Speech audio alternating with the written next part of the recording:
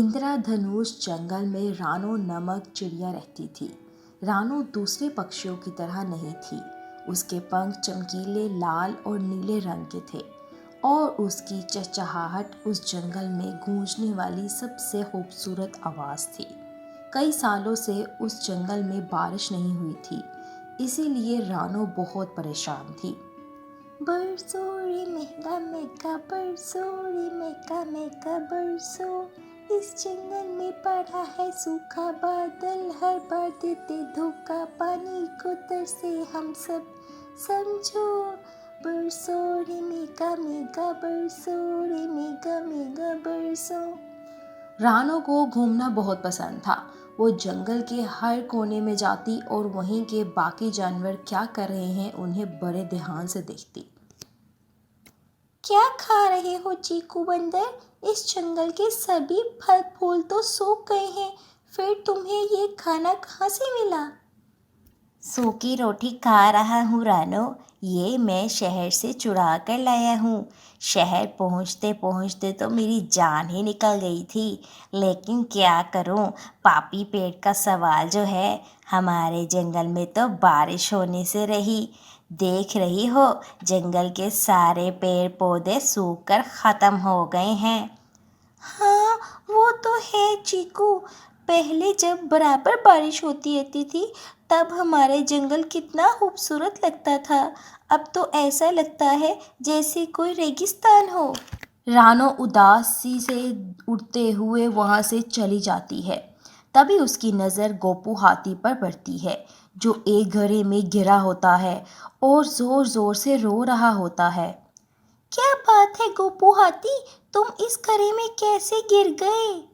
मुझे बहुत ज़ोर की भूख लग रही थी रानो, इसीलिए मैं यहाँ खाने की तलाश में आया था। तुम्हें तो पता ही है कि हमारे जंगल में 2 साल से भयानक सूखा पड़ रहा है। पहले तो मेरे घर के बाहर ही ढेर सारे केले के पेड़ लगे हुए थे, अब वो सब सूख गए हैं। हाँ हाँ हाँ। तुमने सही कहा गोपू, अगर इस बार भी बारिश नहीं हुई तब सारे जंगल वैसे ही सूखे पड़े रह जाएंगे।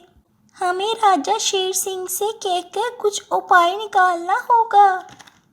ओ सब छोड़ो रानो, पहले मुझे इस घड़े से निकालो। इस घड़े में मेरा दम घुट रहा है, सांस तक नहीं लिया जा रहा। रानो घबराते हुए बोली, कैसे बात कर रहे हो गोपू? मैं भला तुम्हें कैसे इस घड़े से निकाल सकती हूँ? मैं अभी राजा शेर सिंह को बुला कर लाती हूँ।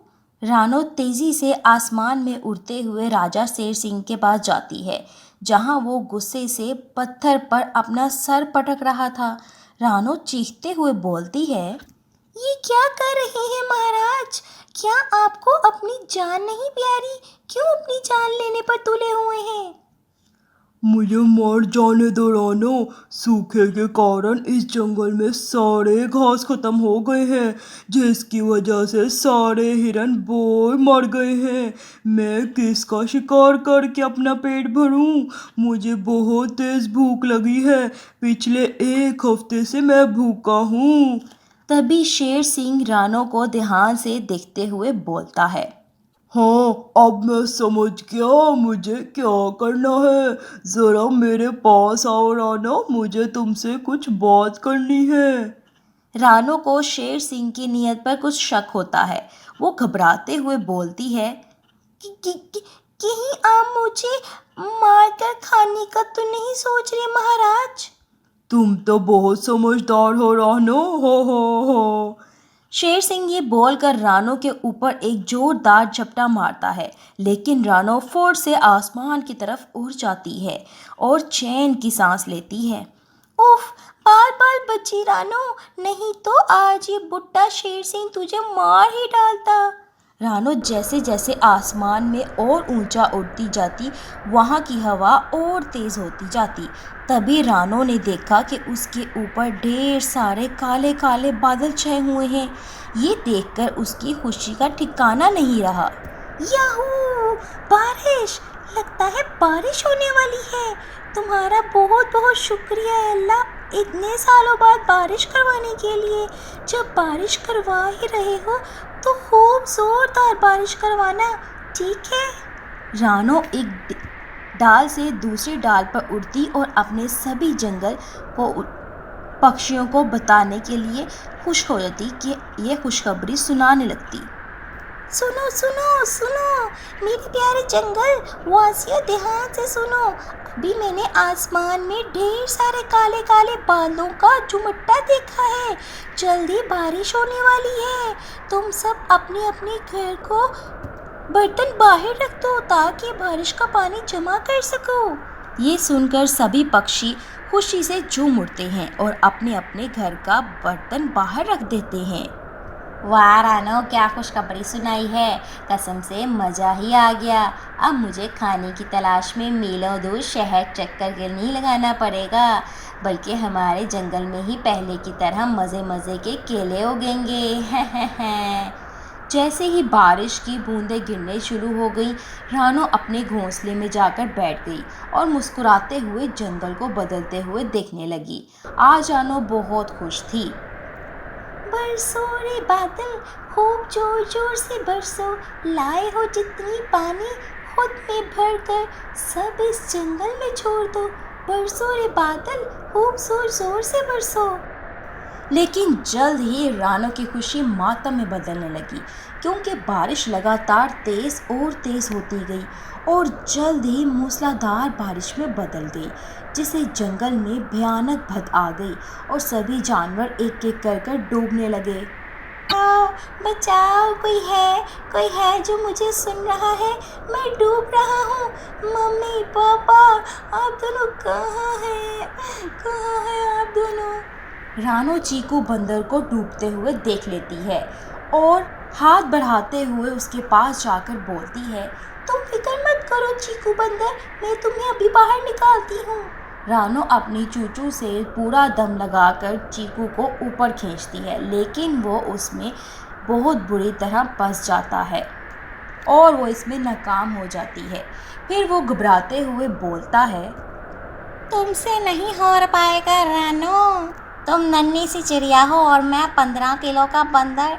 एक काम करो, गोपू हाथी को बुला लाओ, वो मुझे ज़रूर खींचकर बाहर निकाल देगा। गोपू हाथी का नाम सुनते ही रानो सदमे में आ जाती है। हाय अल्लाह, गोपू का क्या हाल हुआ होगा? वो तो पहले ही गड्ढे में गिरा हुआ था, अब तो वो गड्ढा पूरी तरह पानी से भर गया होगा। कहीं वो पानी में डूबकर मर न गया हो। रानो पूरी रफ्तार से आंधी पानी में उड़ते हुए गोपू हाथी के पास जाती है और देखती है कि वो गड्ढा पानी से भर गया है और गोपू हाथी डूबने के कागर पर खड़ा है। रानो चीखते हुए बोलती है, तुम ठीक तो हो ना गोपू? रुको, मैं अभी कुछ करती हूँ। अरे क्या खाक ठीक हो? अगर मुझे इस घड़े में निकालना नहीं था तो जल्द ही मैं डूबकर मर जाऊंगा। मुझे निकालो। रानो के पास अब केवल एक ही रास्ता था, राजा शेर सिंह के पास जाकर मदद मांगने वाला। वो राजा शेर सिंह के पास जाकर बोली, महाराज महाराज, बहुत बड़ी मुसीबत आ गई है महाराज। इस भयानक बद में मेरे दोनों दोस्त चीकू बंदर और गोपू हाथी मरने के किनारे पर आ गए हैं महाराज। मेहरबानी करके उन्हें बचा लीजिए। फिर आप जो कहेंगी मैं वही करूँगी, ये मैं आपसे वादा करती हूँ। राजा शेर सिंह कुछ सोचते हुए बोलता, अच्छा ऐसी बात है, तब तो मैं तुम्हारी मदद ज़रूर करूँगा, लेकिन अगर उस बार की तरह इस बार भी तुमने भागने की कोशिश की तो तुम्हारी खैर नहीं, समझी? मैं तुम्हारे दोनों प्यारे दोस्तों को मारकर खा जाऊँगा। मैं आपसे वादा करती हूँ महाराज, इस बार मैं नहीं भागूंगी। आप जो कहेंगी मैं वो करूँगी। ठीक है, तो मैं एक शर्त में तुम्हारी मदद करूँगा कि मैं कई दिनों से भूखा हूँ, इसीलिए तुम तीनों दोस्तों में से किसी दो को मेरे खाना बनना पड़ेगा। बोलो मंजूर है? ये सुनते ही रानो के पैरों से ज़मीन खिसक जाती है, लेकिन वो ये सोच के एक दोस्त को जिंदा बच जाएगा, रानो शेर सिंह को शर्त मानने पर मजबूर हो जाती है। बहुत खूब रानो चिड़िया, मुझे तुमसे ऐसी ही समझदारी की उम्मीद थी। जाओ जाकर कहीं से एक मोटी रस्सी लेकर आओ।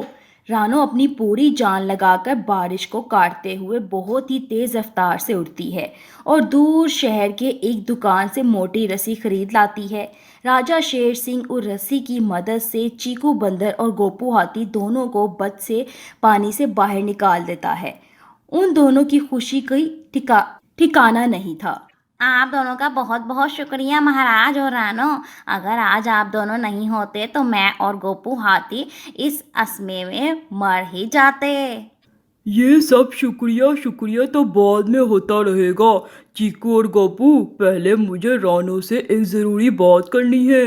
वो है कहाँ, तुम दोनों के साथ नहीं आई? चीकू बंदर और गोपू हाथी से वो बहुत हैरानी से पूछता है। किसी ज़रूरी बात करनी है महाराज, हम दोनों को भी बताइए। राजा शेर सिंह उन दोनों को अपनी शर्त के बारे में बताता है। ये सुनते ही उन दोनों के होश उड़ जाते हैं। चीकू घबराते हुए बोलता है, जब आपको काम हम तीनों में से किसी दो को मारकर खाना ही था तो हम दोनों को बचाया ही क्यों महाराज? मार ही जाने देते हम दोनों को। शेर सिंह जोर जोर से हंसते हुए बोलता है, हो, क्योंकि मैं चाहता था कि तुम दोनों मेरे प्यारे हाथों से थोड़ी आसान मौत मरो, ना कि बद के पानी में डूब तड़प तड़प कर। तभी रानो वहां अपने नन्हे से बच्चे के साथ आ जाती है और शेर सिंह से बोलती है, मैं आपकी शर्त पूरी करने आ गई हूँ महाराज। आपने चीकू बंदर और गोपू हाथी को बचाने के एवज में किसी दो को मारने की शर्त रखी है, इसलिए मैं और मेरा बच्चा आपके सामने हाजिर हैं। आप हम दोनों को मारकर अपनी भूख मिटाइए। ये सुनकर शेर सिंह, चीकू और गोपू सभी सख्ते में आ जाते हैं। ये तुम क्या कह रही हो रानो? मैं भला तुम्हारे इस बच्चे को कैसे मार सकता हूँ? क्योंकि आपकी ये शर्त थी महाराज, और एक राजा होकर अपनी दी हुई जुबान से हिलना आपको शोभा नहीं देता। ये बोल रानो अपने बच्चे के साथ राजा शेर सिंह के सामने लेट जाती है। ये देख चीकू बंदर और गोपू हाथी भी राजा शेर सिंह के सामने लेटते हुए बोलते हैं, रानो को छोड़ दीजिए महाराज और पहले मुझे मारिए। मैं जान बचाने के एवज में रानो अपनी जान क्यों दूं? रानो और उसके बच्चे को छोड़ दीजिए महाराज और मुझे और चीकू को मार कर खा लीजिए। अगर आप हमें नहीं बचाते तो हम दोनों को वैसे ही मर जाना था। उस समय ये सब ना होता। उस समय नहीं तो अब ही सही।